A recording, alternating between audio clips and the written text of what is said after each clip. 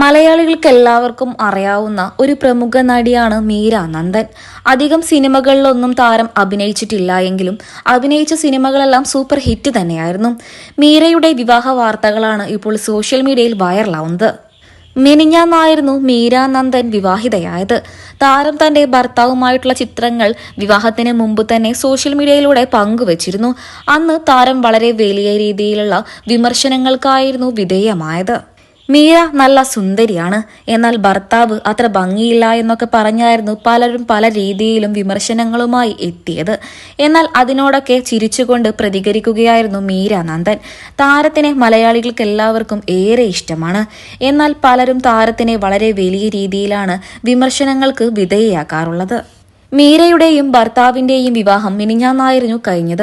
താരത്തിന്റെയും ഭർത്താവിന്റെയും ചിത്രങ്ങളെല്ലാം social മീഡിയയിൽ വൈറലാണ്. മീരയുടെ വിവാഹ ചടങ്ങും വിവാഹാനന്തരമുള്ള റിസപ്ഷനും സോഷ്യൽ മീഡിയയിൽ വൈറലായി കഴിഞ്ഞു. മലയാളത്തിലെ എല്ലാ നടന്മാരും നടിമാരും താരത്തിന്റെ വിവാഹത്തിൽ പങ്കെടുത്തിരുന്നു. ദിലീപ്, കാവ്യ മാധവൻ എന്നിങ്ങനെയുള്ള പ്രമുഖരെല്ലാവരും താരത്തിന്റെ വിവാഹത്തിലും റിസപ്ഷനിലും പങ്കെടുത്തിരുന്നു.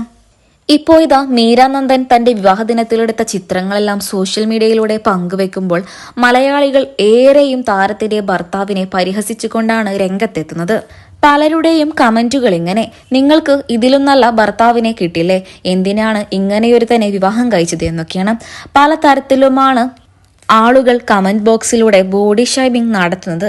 എന്നാൽ ഇതിനെയൊക്കെ ചിരിച്ചുകൊണ്ട് നേരിടുകയായിരുന്നു മീര നന്ദനും ഭർത്താവും. എന്നാൽ ഒരു വിഭാഗം പേർ മീരയ്ക്ക് സപ്പോർട്ടായി നിൽക്കുകയാണ്.